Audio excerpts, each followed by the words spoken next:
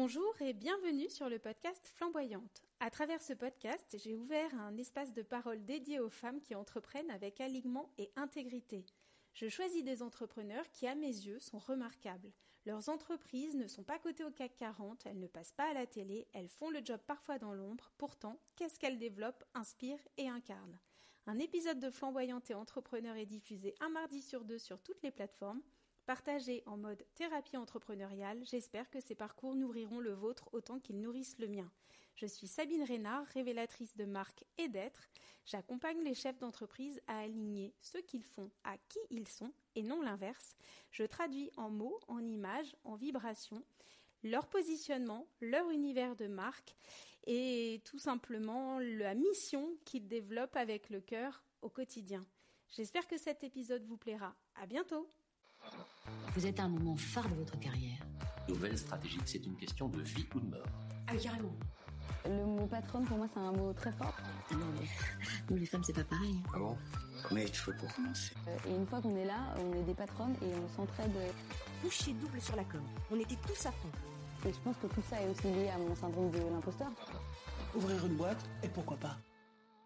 Bonjour, vous écoutez le podcast Flamboyante et Entrepreneuse et là je m'apprête à vous partager un nouveau billet d'humeur qui s'appelle Faire les choses avec le cœur ou par intérêt. Alors vous l'aurez remarqué, compris, entendu, si vous écoutez les billets d'humeur, je parle beaucoup de mes expériences personnelles parce que j'estime que c'est nécessaire, utile de partir de soi pour comprendre des mécanismes, des fonctionnements, des systèmes de pensée ou d'interaction.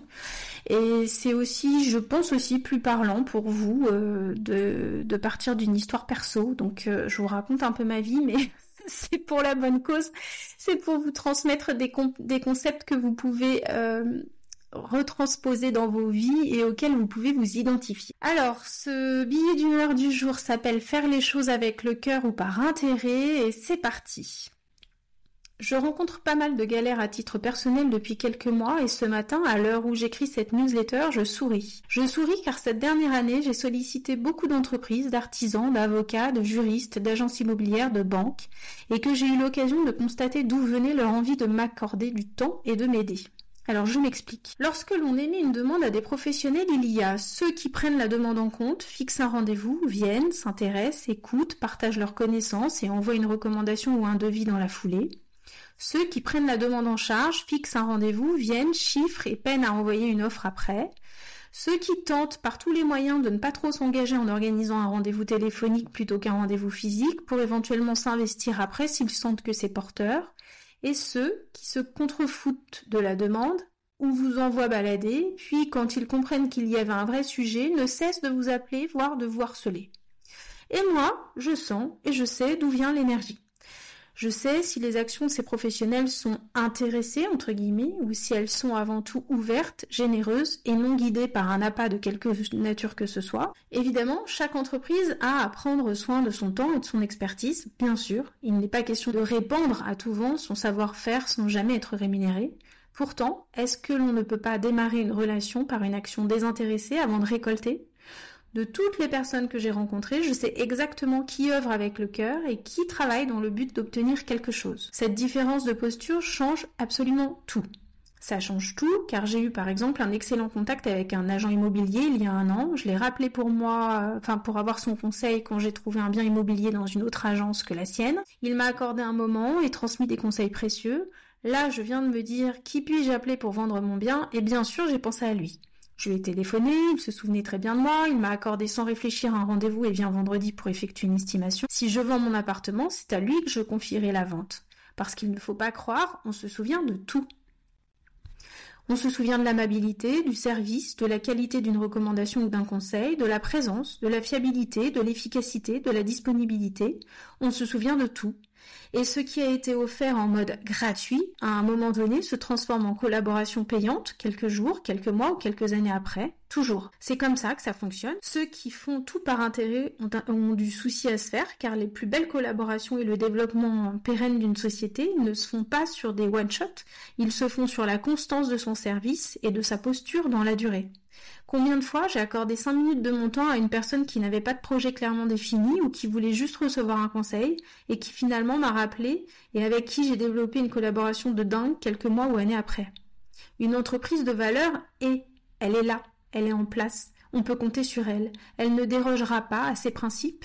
Elle sera là, comme une bonne amie, en qui on a confiance et qui ne nous lâchera jamais. Voilà, pour les jours où vous doutez, où vous vous dites que vous êtes bien cruche d'avoir autant de principes, que faire les choses avec le cœur est un frein pour être un chef d'entreprise inspirant et prospère, rassurez-vous. Les relations et les missions par intérêt ne durent pas, et si elles durent un peu, elles sont si peu nourrissantes pour soi et les autres qu'elles n'ont aucune saveur, elles n'ont absolument pas la saveur d'une collaboration réalisée dans l'amour du travail bien fait et du service rendu à sa juste valeur, dans le respect et dans la contribution. Développer son entreprise sur des fondations solides transpire par tous les pores du dirigeant, de ses offres et de son entreprise.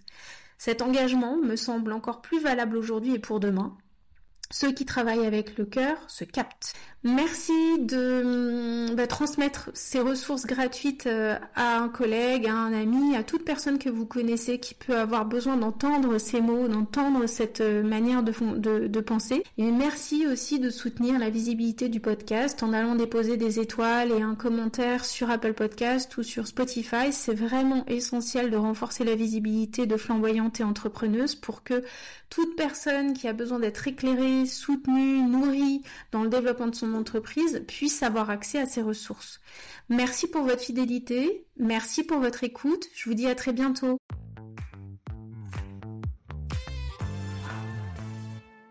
J'espère sincèrement que cet épisode vous aura inspiré et nourri. Si vous avez aimé cet épisode, je vous remercie de soutenir Flamboyante et Entrepreneur en vous abonnant, en allant déposer des étoiles et un commentaire sur Spotify, Podcastix ou Apple Podcast, en partageant l'épisode sur vos réseaux ou encore en invitant votre entourage à l'écouter. Si vous souhaitez me joindre, si vous voulez découvrir mon approche ou encore lire mes 3 livres publiés aux éditions Marie-Claire, retrouvez-moi à sabinerenard.com. Rendez-vous le mardi toutes les 2 semaines à 7h sur toutes les plateformes pour un nouvel épisode. À bientôt!